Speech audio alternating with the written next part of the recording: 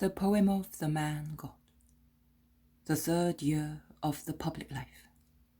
Chapter 447. Little Alphaeus of Meroba. 25th of June, 1946. Take provisions and clothes for several days. We are going to Hippo, and then to Gamala and Apec.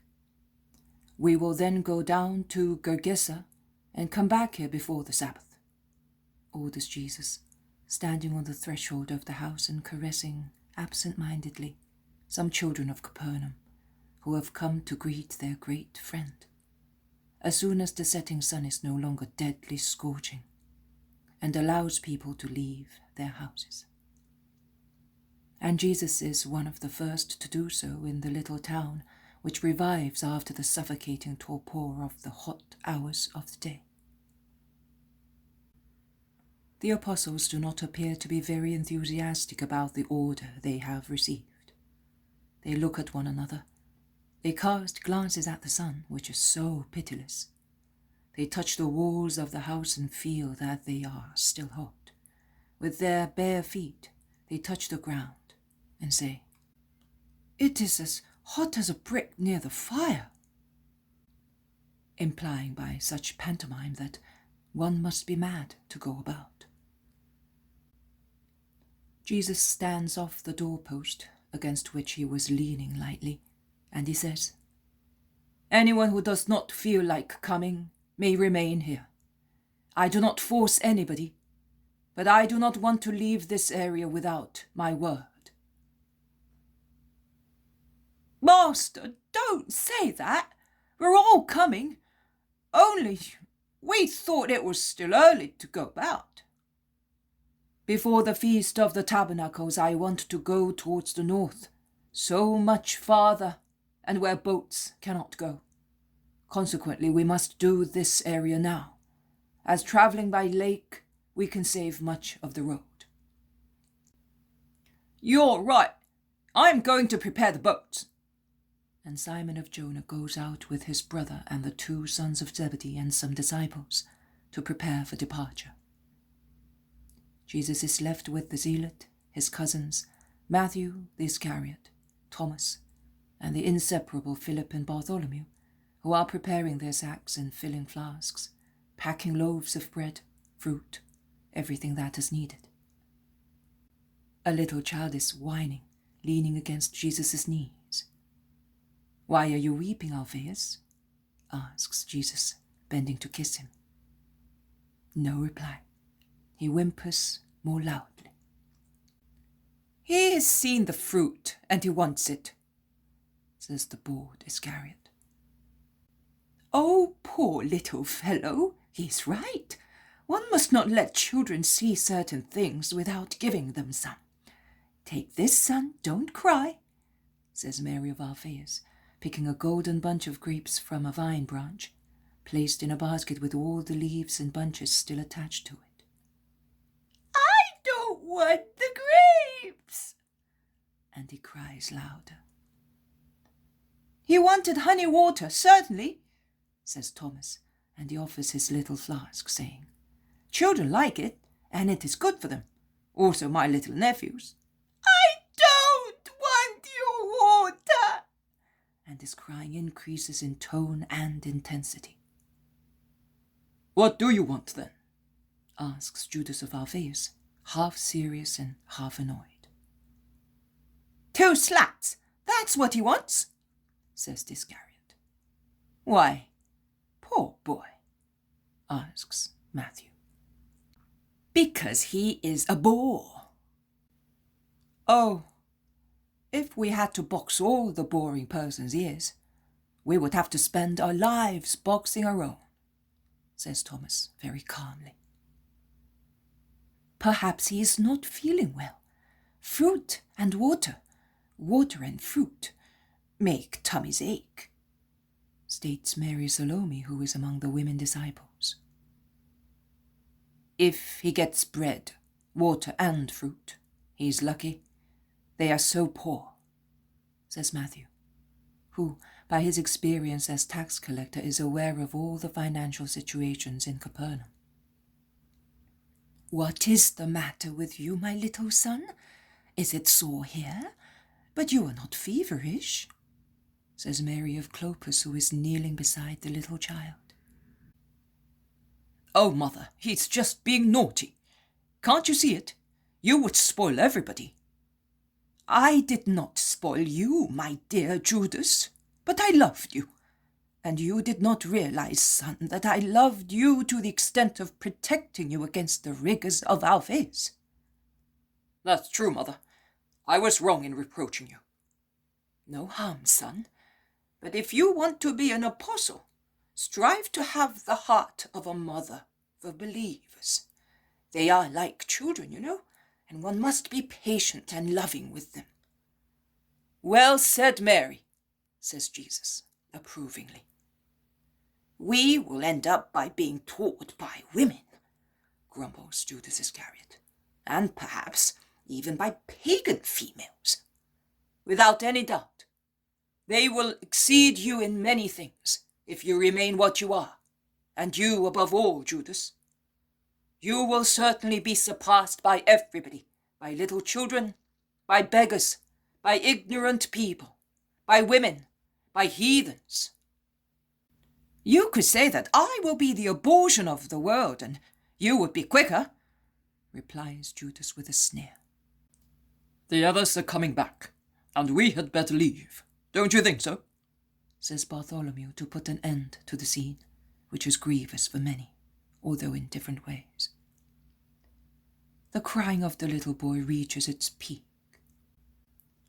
Well, what is it that you want? What is the matter with you? Shouts the Iscariot, shaking the boy rudely to take him away from Jesus' knees, to which the child is clinging, and above all to give vent to his anger on the innocent boy.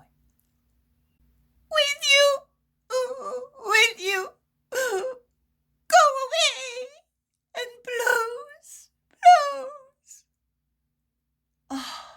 Oh, poor child, it is true.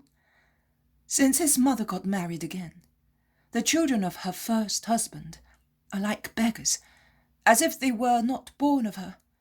She sends them about like beggars, and, oh, there is no bread for them, says the wife of the landlord, and she seems to be well informed of facts and their protagonists. And she concludes, it would be a good thing if someone adopted the 3 forlorn sons. Don't tell Simon of Jonah, woman. You would get his mother-in-law to have a mortal hatred of you. She is very angry at him and at all of us. Even this morning she insulted Simon, Marcia, and me, and I was with them, says Matthew. I will not tell Simon, but that is the situation. And would you not take them? You have no children, says Jesus, gazing at her. I would like, but we are poor, and then Thomas, he has nephews, and I also, and above all, you do not want to help your neighbor. Woman, yesterday you criticized the Pharisee of Capernaum as being hard-hearted. You criticized your fellow citizens for turning a deaf ear to my words. But in what are you behaving differently, having known me for over 2 years? The woman lowers her head, teasing her dress between her fingers. But she does not speak one word in favor of the little child who is still crying. We're ready, master, shouts Peter, who is arriving. Oh, to be poor and persecuted, says Jesus with a sigh, raising his arms and shaking them in a gesture of discouragement. Son, says Mary, who has been silent so far, to comfort him, and her word is sufficient to console him. Go ahead with the provisions. I am going with my mother to the boy's house.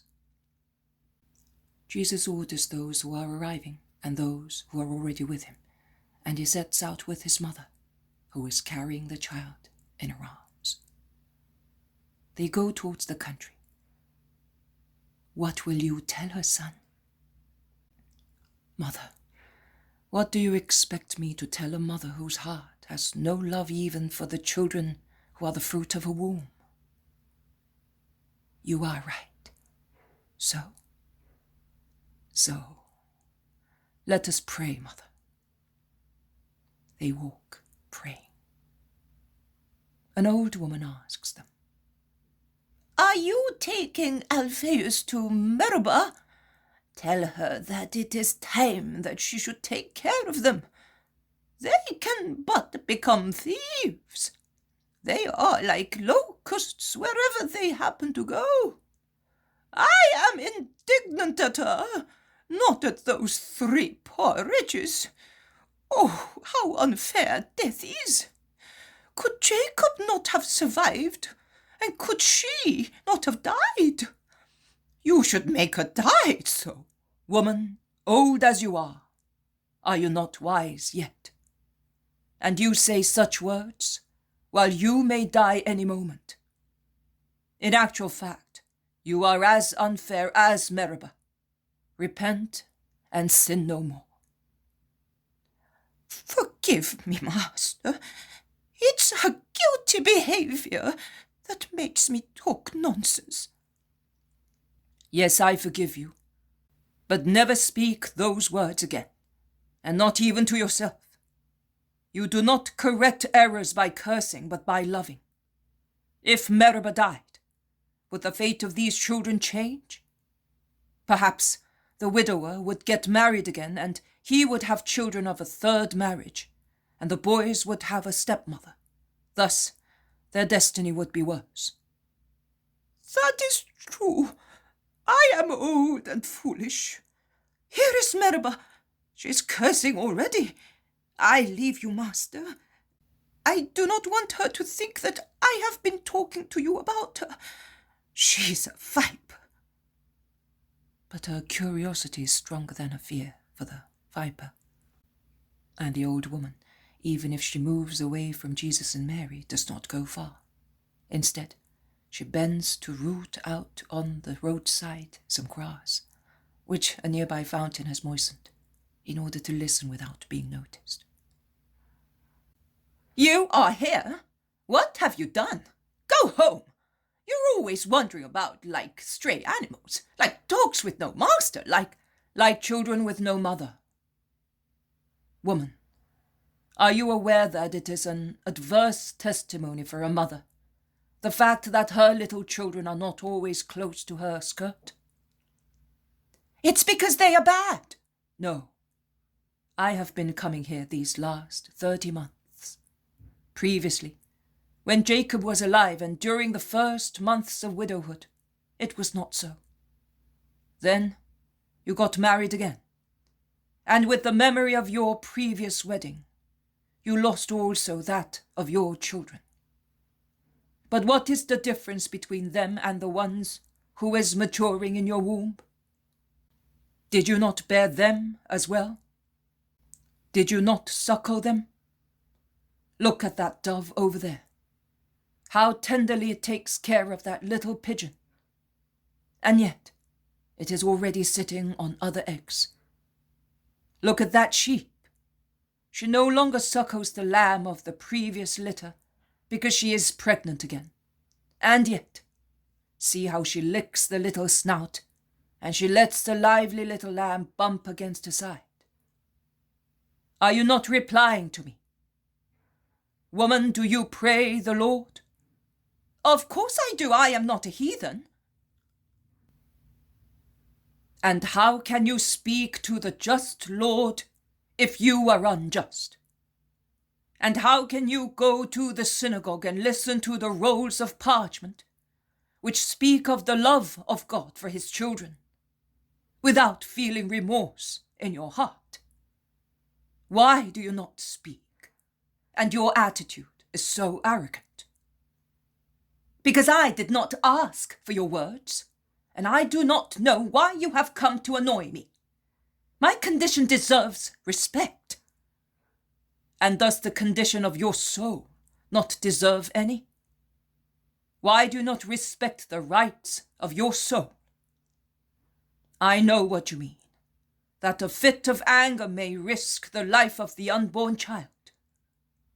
But do you not take care of the life of your own soul? It is more valuable than the unborn child's. You know that. Death may be the end of your state. And do you want to face that hour with an upset, sick, unjust soul? My husband says that you are one to whom nobody should listen. I will not listen to you. Alphaeus, come. And she's about to go away amidst the screams of the little boy, who knows that he is going to get a thrashing and does not want to leave Mary's arms. And Mary, sighing, tries to persuade the woman and says to her, I am a mother as well, and I can understand so many things. And I am a woman. I can therefore pity women. You are going through a difficult period, are you not? You suffer, but you are not good at suffering. You become embittered thus. Sister, listen. If I gave you little Alphaeus now, you would be unfair to him and to yourself. Leave him with me for a few days. Oh, only a few days. You will see that when he is no longer with you, you will pine for him. Because a son is such a dear thing, that when he is away from us we feel poor, cold, with no light. But take him, take him! I wish you would take the other two as well, but I don't know where they are. Yes, I will take him. Goodbye, woman. Come, Jesus. And Mary turns round quickly and goes away, sobbing. Do you weep, mother? Do not judge her son. The two sentences are uttered simultaneously, and then, with one thought only, their lips speak the same words. If they do not understand natural love, can they understand the love which is in the gospel? And son and mother look at each other over the little head of the innocent child, who now relaxes confidently and happily in Mary's arms. We will have one disciple more than we foresaw, mother, and he will enjoy days of peace. Have you seen, eh? She is as deaf as a doorpost. I had warned you, and now, and later. Now there is peace. Later, God grant there may be a pitiful heart. Why not yours, woman? A glass of water given out of love is taken into account in heaven. But for those who love an innocent child for my sake, oh, what beatitude for those who love the little ones and save them from evil. The little old woman remains pensive, and Jesus takes a shortcut to the lake. When he arrives there, he takes the little boy from Mary's arms to let her get into the boat more easily, and he lifts the child up as far as he can to show him, and he smiles brightly, saying to those who are already in the boat, Look, this time our preaching will certainly be fruitful, because an innocent is with us. And he walks with steady steps on the board, although it sways. He goes into the boat and sits beside his mother, while the boat moves away from the shore, steering at once southeast towards Hippo.